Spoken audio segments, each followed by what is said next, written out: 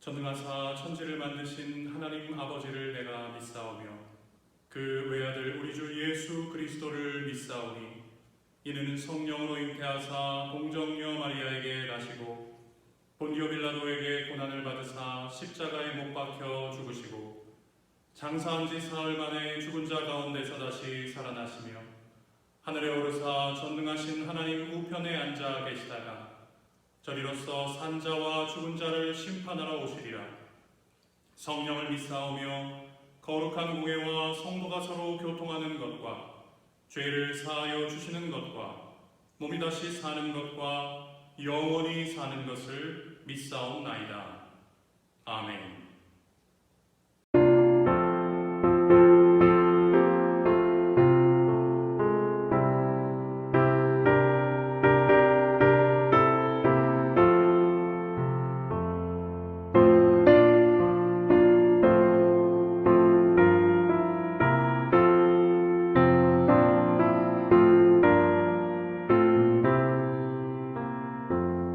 주 예수님 내 맘에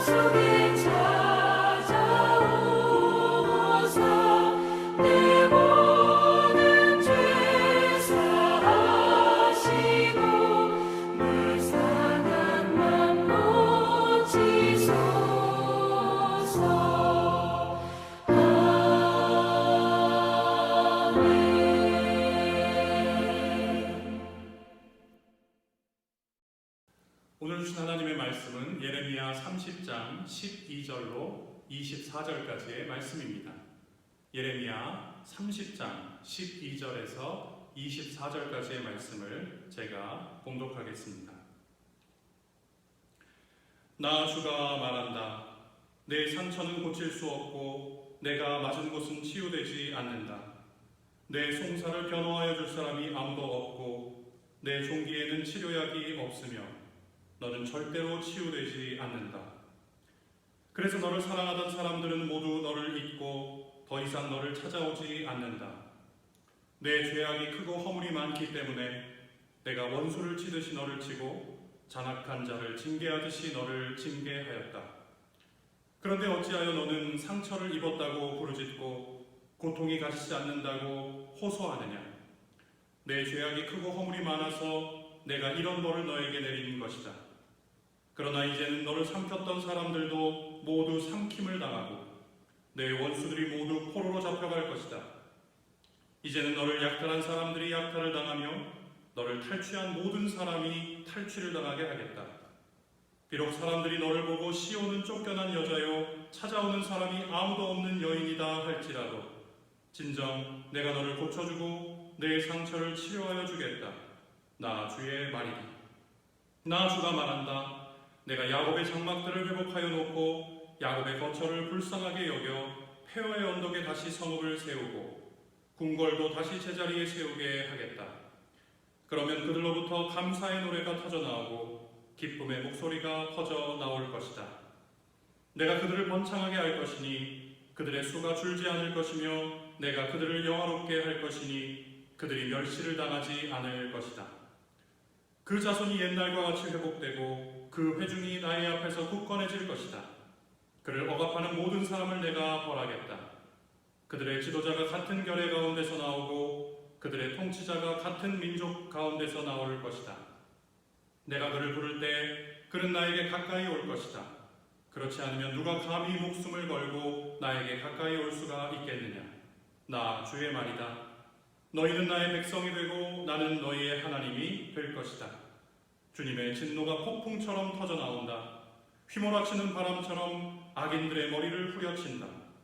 주님께서는 마음속에서 뜻하신 바를 시행하고 이루실 때까지 그 맹렬한 진노를 그치지 않으신다. 마지막 날에야 너희가 이것을 깨달을 것이다. 아멘.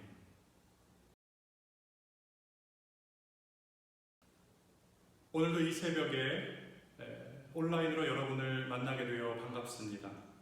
평안하십시오. 강건하십시오. 만일 누군가 나를 무시하고 없는 사람 취급을 한다고 한번 생각해 보시기를 바랍니다. 내가 베푼 호의는 다 어디로 갔는지 던져버리고 엉뚱한 사람에게 가서 그 사람을 떠받들고 있다고 생각해 보십시오. 자녀가 평생을 바쳐 사랑하고 키워준 부모를 못 본 채 하고 자기가 잘 되기 위해서 다른 사람에게 아버지 어머니 하면서 온갖 비위를 다 맞추고 있다면 부모인 나의 마음은 어떻겠습니까? 오늘 예레미야서에 드러난 하나님의 마음이 바로 그렇습니다.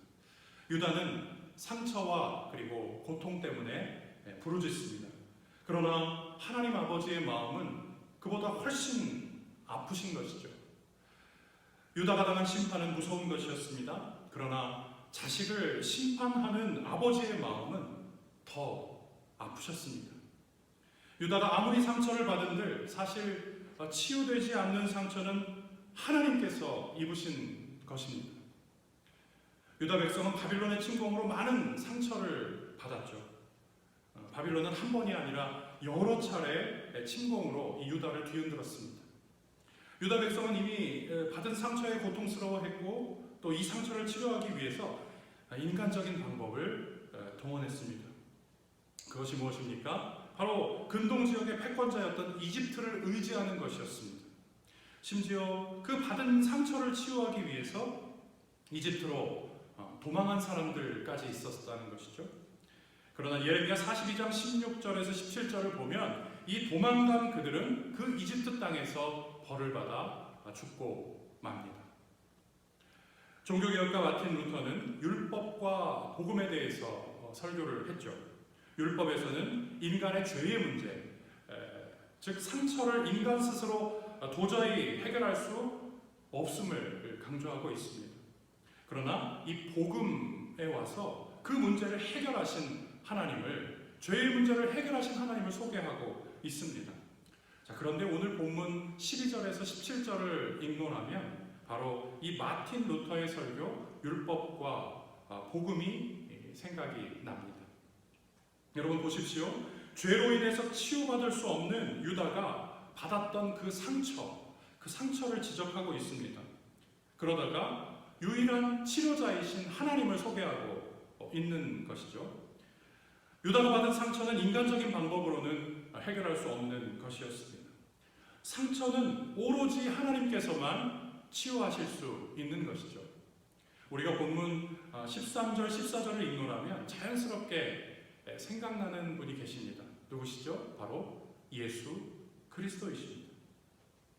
거짓 재판을 당하신 분, 상처를 입고 피를 흘려 죽으신 분, 자신이 사랑하는 자들로부터 배신을 당하셨던 분, 사실은 원수가 당해야 할 그 고통을 자기 몸으로 감내하셨던 분, 예수 그리스도 말입니다.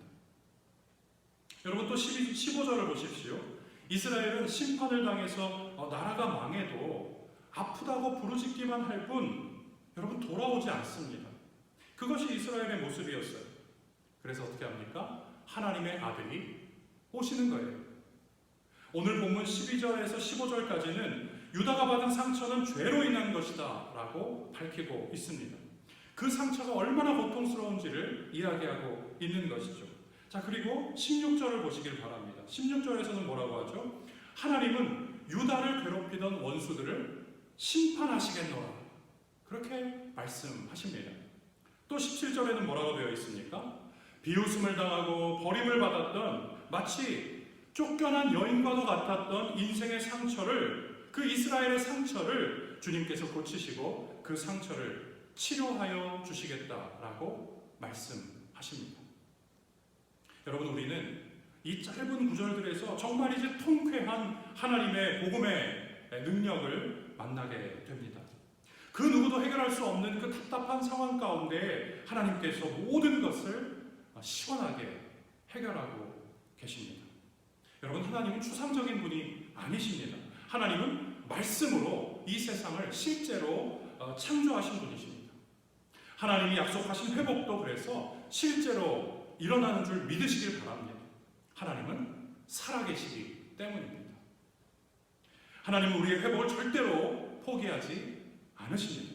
오늘 하나님께서 구체적으로 어떻게 유다 백성이 회복될지에 대해서 말씀하고 계십니다. 오늘 18절 말씀처럼 폐허의 언덕에 다시 성읍을 세우시고 야곱의 장막을 회복하시겠다 말씀하십니다. 여러분, 그렇습니다. 하나님은 하나님을 떠나 폐허 같았던 인생을 다시 회복하실 것입니다. 다시 세우실 것입니다. 살게 하시고 낫게 하십니다. 여러분, 이것이 그리스도 안에서 우리에게 이루신 구원입니다. 그래서 여러분, 하나님의 회복, 하나님의 구원을 경험한 성도들의 입에서는 감사와 기쁨의 노래가 터져나올 수밖에 없습니다. 그것이 바로 오늘 본문 19절의 말씀입니다. 찬양입니다. 여러분, 구원을 경험하면, 하나님께서 주신 그 회복을 경험하게 되면 우리의 입술에서 나오는 찬양을 막을 수 없다는 말씀입니다. 여러분, 해야 하기 때문에 억지로 의무로 하는 것이 아닙니다.